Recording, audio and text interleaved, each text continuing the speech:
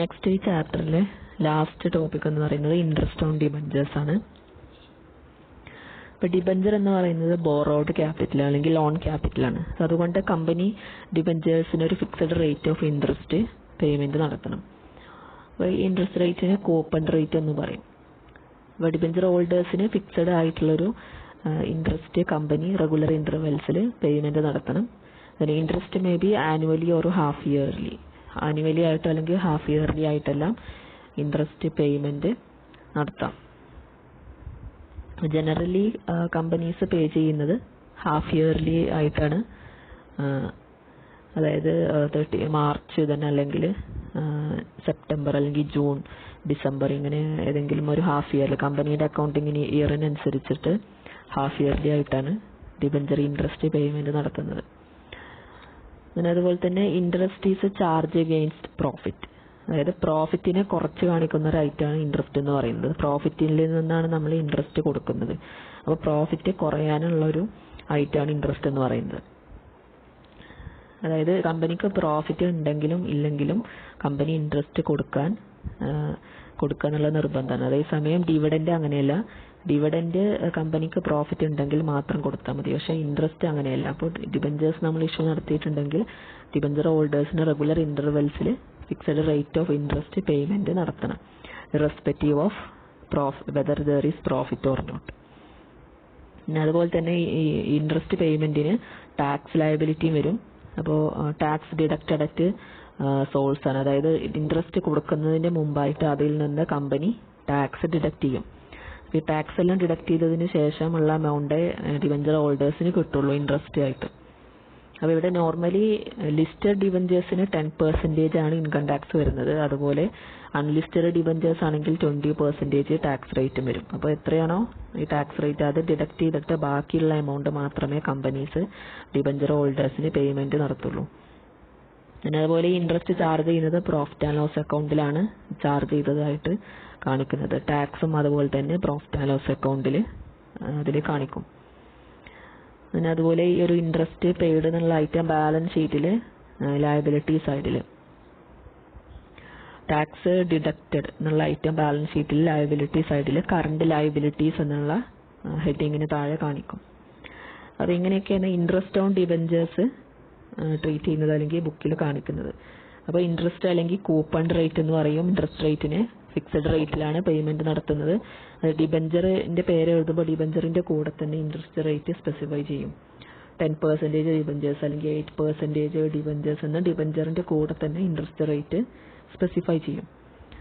And also it is a charge against profit and it is charged against the profit in the profit and loss account.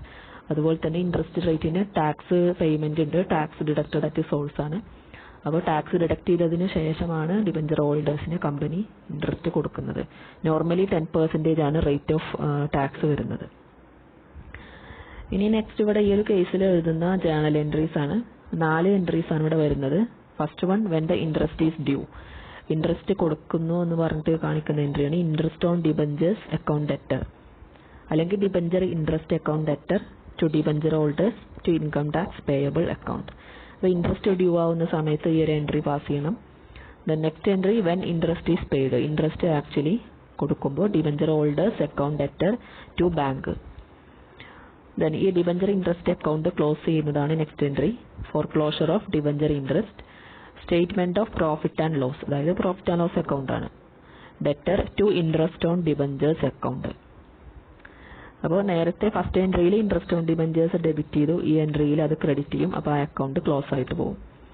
Last entry on payment of income tax deducted at source ആണ്. ഇനി last entry എഴുതുന്നത് tax deduct ചെയ്യുമ്പോൾ ഇൻട്രസ്റ്റിൽ നിന്നും tax deduct ചെയ്ത് ബാക്കിയുള്ള amount ആണ് കൊടുക്കുക. അപ്പോൾ ടാക്സ് ഡിഡക്ട് ചെയ്യുമ്പോൾ എഴുതുന്ന എൻട്രിയാണ് income tax payable account debtor to bank.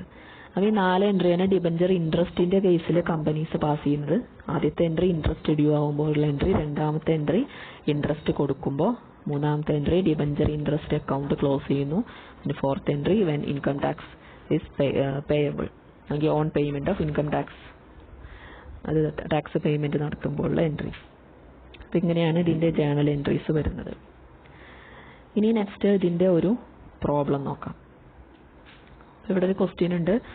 Limited issued 2000 10% debentures of ₹100 each ആണ്. അപ്പോൾ 2000 ഡിബഞ്ചർ ആണ്, 10% ആണ് ഇൻട്രസ്റ്റ് റേറ്റ്, ₹100 ആണ് ഫേസ് വാല്യൂ.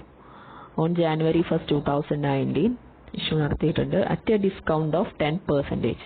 അപ്പോൾ ഡിസ്കൗണ്ട് 10% ഡിസ്കൗണ്ടിനാണ് ഇഷ്യൂ നടത്തിയത്. അപ്പോൾ 10% ഡിസ്കൗണ്ട് എന്ന് പറയുമ്പോൾ 100 രൂപയുടെ 10%, അതായത് ₹10 ആണ് ഡിസ്കൗണ്ട്. അപ്പോൾ 100 മൈനസ് 10, ബാക്കി ₹90 കമ്പനിക്ക് കിട്ടിയിട്ടുണ്ടാവുള്ളൂ. Redeemable at a premium of 10%. ഈ ഡിബഞ്ചേഴ്സ് റെഡീം ചെയ്യുന്നത് 10% പ്രീമിയത്തിനാണ്. അപ്പോൾ ഇഷ്യൂ നടത്തുന്ന സമയത്ത് തന്നെ റെഡീം ചെയ്യുന്ന കാര്യം പറയുന്നുണ്ട്. അപ്പോൾ അതിന്റെ എൻട്രിയാണ് എഴുതുന്നത്. So issued at discount and redeemable at premium.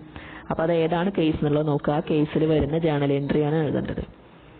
Give journal entries relating to the issue of debentures and debenture interest. അപ്പോൾ ഇഷ്യൂവിന്റെ എൻട്രി എഴുതണം, അതുപോലെ തന്നെ ഡിബഞ്ചർ ഇൻട്രസ്റ്റിന്റെ എൻട്രിയും എഴുതണം.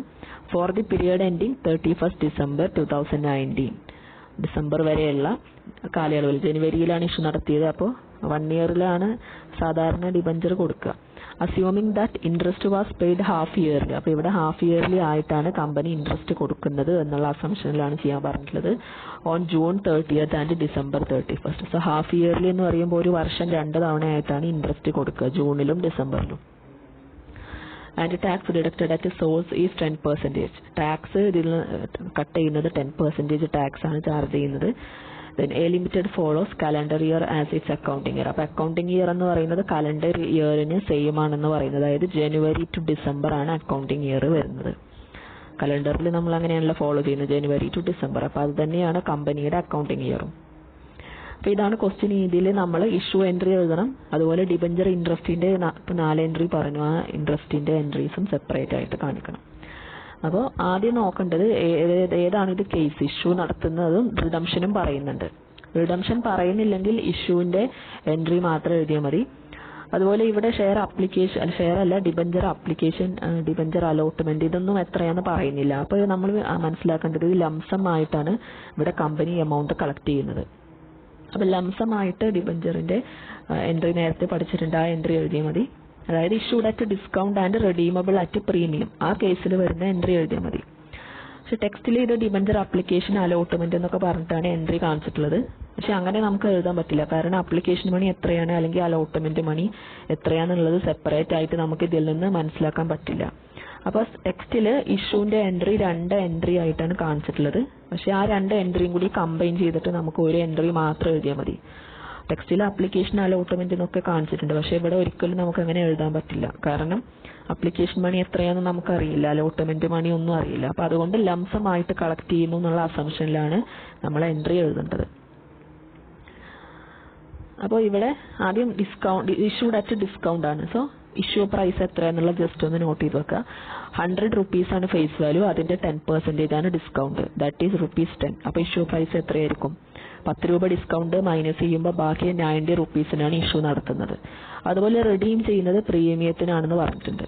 പ്രീമിയവും 10% ആണ്. അപ്പോൾ ₹10 പ്രീമിയം. അപ്പോൾ നമ്മൾ ₹10 ആഡ് ചെയ്യുമ്പോൾ റിഡംഷൻ പ്രൈസ് 110 വരും. 100 + 10.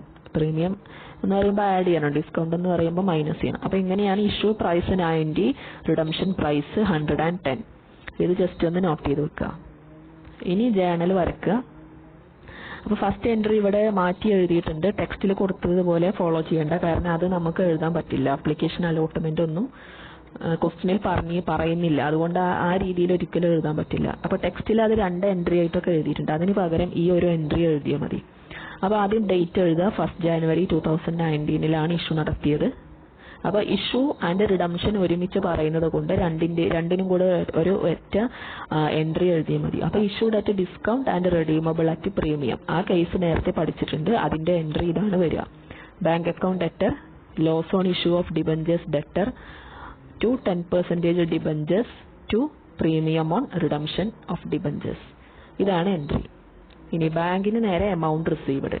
അപ്പോൾ ഇഷ്യൂ നടത്തുന്നത് എങ്ങനെയാണ്? ഡിസ്കൗണ്ടിനാണ്. അപ്പോൾ ഡിസ്കൗണ്ട് പ്രൈസ്, ഇഷ്യൂ പ്രൈസ് നേരത്തെ ഇവിടെ കണ്ടെത്തിയിട്ടുണ്ട്. ഇഷ്യൂ പ്രൈസ് ₹90 ആണ്. അപ്പോൾ ₹90 വെച്ചിട്ടാണ് കാൽക്കുലേറ്റ് ചെയ്യേണ്ടത്. 2000 ഡിബഞ്ചർ ആണ്. സോ 2000 × 90, ₹90 മാത്രമേ നമ്മൾ റിസീവ് ചെയ്യുള്ളൂ, കാരണം ഡിസ്കൗണ്ടിനാണ് ഇഷ്യൂ. അപ്പോൾ ₹1,80,000 ബാങ്കിന് നേരെ വരും. Then next loss on issue of debenture എന്ന് പറയുമ്പോൾ നമുക്ക് വരുന്ന ലോസ് ആണ്. അതായത് ഡിസ്കൗണ്ട് 10 രൂപ, പ്രീമിയം 10 രൂപ, അങ്ങനെ ടോട്ടൽ 20 രൂപയാണ് കമ്പനിയുടെ ലോസ്. ഡിസ്കൗണ്ടിന് ഇഷ്യൂ നടത്തിയിട്ട് പ്രീമിയത്തിന് റെഡീം ചെയ്യുമ്പോൾ ആ ഡിസ്കൗണ്ടും കമ്പനിയുടെ ലോസാണ്, പ്രീമിയം കൊടുക്കേണ്ട 10 രൂപയും കമ്പനിക്ക് നഷ്ടമാണ്. അപ്പോൾ ടോട്ടൽ 20 രൂപയാണ് ലോസിൽ വരുന്നത്. സോ 2000 into 20, 40,000 rupees കമ്പനിയുടെ ലോസ് ആയിട്ട് വരും. Then to 10% ഡിബഞ്ചേഴ്സ്, ഡിബഞ്ചറിന്റെ നേരെ എപ്പോഴും ഫേസ് വാല്യൂ, അതായത് 2000 into 100. Then പ്രീമിയം ഓൺ റിഡംഷനിൽ പ്രീമിയം എമൗണ്ട് മാത്രം 2000 into 10, 10 രൂപയാണ് പ്രീമിയം. അപ്പോൾ ഇങ്ങനെ എൻട്രി എഴുതിയതിനു ശേഷം ഡെബിറ്റും ക്രെഡിറ്റും ആഡ് ചെയ്ത് നോക്കണം ടാലി ആവുന്നുണ്ടോന്ന്. ടാലി ആയിട്ടില്ലെങ്കിൽ എമൗണ്ട് എഴുതിയത് തെറ്റുണ്ടാവും. അപ്പോൾ ഇവിടെ ടാലി ആവുന്നുണ്ട്. 2,20,000 ആണ് ഡെബിറ്റും ക്രെഡിറ്റും ടോട്ടൽ വരുന്നത്. അപ്പോൾ ഈ ഒരു ഒറ്റ എൻട്രി എഴുതിയാൽ മതി. ഇത് ലംസമായിട്ട് ഉള്ള കേസിലാണ് ഇങ്ങനെ വരിക. ആപ്ലിക്കേഷൻ അലോട്ട്മെന്റ് ഒക്കെ സെപ്പറേറ്റ് ക്വസ്റ്റ്യനിൽ പറയുന്നുണ്ടെങ്കിൽ മാത്രമേ അങ്ങനെ എഴുതാൻ പറ്റുള്ളൂ. അപ്പോൾ ടെക്സ്റ്റിലുള്ള ആ ഫസ്റ്റത്തെ 2 എൻട്രി ഒഴിവാക്കിയിട്ട് ഈ എൻട്രി എഴുതിയാൽ മതി. ഇനി നരേഷൻ എഴുതുക, issued at 10% discount and redeemable at 10% premium. ഇതാണ് ഫസ്റ്റ് എൻട്രി എഴുതേണ്ടത്. ഇനി അത് കഴിഞ്ഞിട്ട് അപ്പോൾ ഇഷ്യൂവിന്റെ എൻട്രിയാണ് ഇപ്പോൾ എഴുതിയത്. ഇഷ്യൂ ആൻഡ് റിഡംഷൻ ഒറ്റ എൻട്രി മതി. ഇനി അടുത്തത് ഇൻട്രസ്റ്റിന്റെ എൻട്രീസ് ആണ് ഇനി ഇവിടെ നിന്ന് അങ്ങോട്ട് എഴുതേണ്ടത്. അപ്പോൾ ഇവിടെ ഹാഫ് ഇയർലി ആയിട്ടാണ് ഇൻട്രസ്റ്റ് കൊടുക്കേണ്ടത് എന്ന് ക്വസ്റ്റ്യനിൽ സ്പെസിഫൈ ചെയ്യുന്നുണ്ട്. സോ അതുകൊണ്ട് ഹാഫ് ഇയർലി ആയിട്ടുള്ള ഇൻട്രസ്റ്റിന്റെ എൻട്രീസ് റിപ്പീറ്റ് ചെയ്ത് എഴുതണം. അപ്പോൾ ഫസ്റ്റ് ജനുവരിയിൽ ഇഷ്യൂ ചെയ്ത ഡിബഞ്ചറിന് ഇൻട്രസ്റ്റ് കൊടുക്കുക ജൂൺ ലാസ്റ്റ് ആകുമ്പോഴാണ്. ജൂൺ ആകുമ്പോഴാണ് 6 month ആവുക അല്ലെ. ഹാഫ് ഇയർലി എന്ന് പറയുമ്പോൾ ജൂണിലും കൊടുക്കണം, അതുപോലെ അടുത്ത 6 മാസം എന്ന് പറയുമ്പോൾ ഡിസംബറിലാണ് വരിക. അപ്പോൾ ഡിസംബറിൽ അങ്ങനെ 2 തവണയായിട്ടാണ് കമ്പനി ഇൻട്രസ്റ്റ് പേയ്മെന്റ് നടത്തുന്നത്. അപ്പോൾ ഇനി നേരത്തെ ഇൻട്രസ്റ്റിന്റെ 4 എൻട്രീസ് പറഞ്ഞിട്ടുണ്ട്. അതിൽ വരുന്ന ഫസ്റ്റ് എൻട്രി എഴുതുക, when interest is due. Interest due ആവുമ്പോൾ സോ ജൂണിലാണ് കൊടുക്കുന്നത്. അപ്പോൾ 30th June 2019. Then debenture interest അല്ലെങ്കിൽ interest on debentures account debtor to debenture holders to income tax payable. ഇതാണ് ആദ്യം എഴുതേണ്ട entry, when interest becomes due for 6 months. ഇവിടെ 6 month എന്ന് പറയുന്നത് കൊണ്ടാണ് ഇങ്ങനെ എഴുതുന്നത്. അല്ലെങ്കിൽ ഇയർലി ആയിട്ട് കൊടുക്കുന്ന ആകെ ഒരു തവണ മാത്രം എൻട്രി എഴുതിയാൽ മതി. ഇനി ഡിബഞ്ചർ ഇൻട്രസ്റ്റിന്റെ നേരെ എത്രയാണ് ടോട്ടൽ ഇൻട്രസ്റ്റ് ഒരു വർഷത്തിന് വരുന്നത് അതാണ് കാണിക്കേണ്ടത്.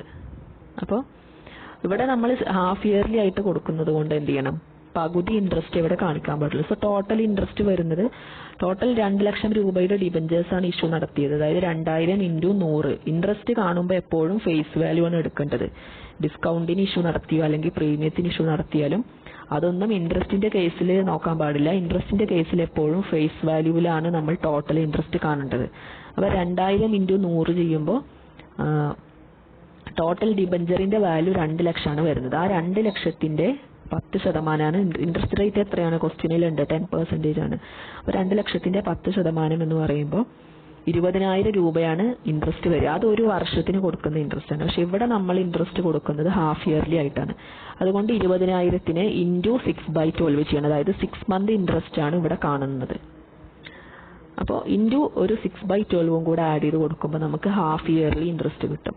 അതായത് 2 ലക്ഷത്തിന്റെ 10% ആക്ച്വൽ ഇൻട്രസ്റ്റ് 20,000. പക്ഷെ അത് നമ്മൾ ഇവിടെ 2 തവണകളായി കൊടുക്കുന്നു. അതുകൊണ്ട് 6 month ഇൻട്രസ്റ്റ് 10,000 ആണ് വരിക. അപ്പോൾ ഇവിടെ എഴുതിയിട്ടുണ്ട്. അതുപോലെ ചെയ്യുമ്പോൾ 10,000 ആണ് ഇൻട്രസ്റ്റ് വരുന്നത്. ജൂണിൽ കൊടുക്കുന്ന ഇൻട്രസ്റ്റ് 10,000. അത് കഴിഞ്ഞ് ഇതുപോലെ വീണ്ടും ഡിസംബർ ആകുമ്പോൾ നമ്മൾ 10,000 കൊടുക്കും. അപ്പോൾ ടോട്ടൽ ഒരു വർഷത്തിന് 20,000 കറക്റ്റായിട്ട് വരും. ടു ഡിബഞ്ചർ ഹോൾഡേഴ്സ്, ഡിബഞ്ചർ ഹോൾഡേഴ്സിന്റെ നേരെ നമ്മൾ എഴുതേണ്ട എമൗണ്ട് ടാക്സ് മൈനസ് ചെയ്തതിനു ശേഷം ഡിബഞ്ചർ ഹോൾഡേഴ്സിന് ആകെ എത്ര ഇൻട്രസ്റ്റ് കിട്ടും. 10,000 ആണ് ഇൻട്രസ്റ്റ് വരുന്നത്. പക്ഷേ ഡിബഞ്ചർ ഹോൾഡേഴ്സിന് ആ 10,000 ഫുൾ എമൗണ്ട് കിട്ടില്ല, കാരണം അതിൽ നിന്ന് ടാക്സ് കട്ട് ചെയ്യും.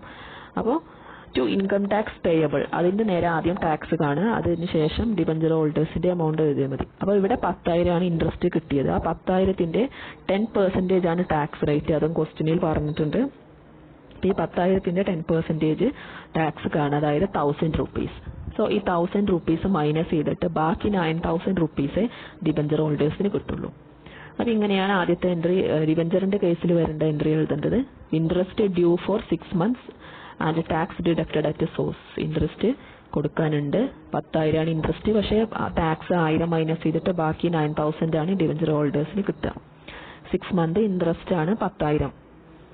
ഇനി നെക്സ്റ്റ് എൻട്രി ഇൻട്രസ്റ്റ് ആക്ച്വലി കൊടുക്കുമ്പോഴുള്ള എൻട്രിയാണ്. അതായത് നേരത്തെ പറഞ്ഞ എൻട്രിയിൽ രണ്ടാമത്തെ എൻട്രി നോക്കുക, debenture holders account debtor to bank. That is when interest is paid. അപ്പോൾ എത്രയാണ് ഇൻട്രസ്റ്റ് കൊടുക്കുന്നത്? 9,000 rupees മാത്രമേ അവർക്ക് കിട്ടുള്ളൂ, കാരണം ടാക്സ് കട്ട് ചെയ്യും. അപ്പോൾ ഇവിടെ 9,000 ആണ് എമൗണ്ട് എഴുതേണ്ടത്, ആഫ്റ്റർ ടാക്സ് എമൗണ്ട്. അപ്പോൾ ജൂണിൽ ഇൻട്രസ്റ്റ് കൊടുത്തു. ഇനി അടുത്തത് ഇതേ 2 എൻട്രി, അടുത്ത ഇൻട്രസ്റ്റ് കൊടുക്കുന്നത് ഡിസംബറിലാണ്. അപ്പോൾ ഡിസംബറിലും ഇതേ 2 എൻട്രി റിപ്പീറ്റ് ചെയ്ത് എഴുതണം. ഹാഫ് ഇയർലി അല്ലെങ്കിൽ ഇത് ഒരു തവണ മാത്രം എഴുതിയാൽ മതി. പക്ഷേ ഇവിടെ ഹാഫ് ഇയർലി ആയിട്ടാണ് കൊടുക്കേണ്ടത് എന്ന് ക്വസ്റ്റ്യനിൽ പറയുന്നത് കൊണ്ടാണ് ഇങ്ങനെ 2 തവണ റിപ്പീറ്റ് ചെയ്ത് എഴുതുന്നത്. ഇയർലി ആയിട്ട് കൊടുക്കുകയാണെങ്കിൽ നേരത്തെ പറഞ്ഞ 4 എൻട്രി, ഇൻട്രസ്റ്റിന്റെ 4 എൻട്രി അതുപോലെ എഴുതിയാൽ മതി.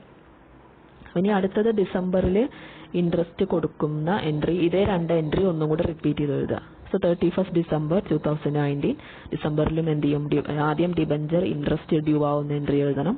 Debenture interest account debtor to debenture holders to income tax payable.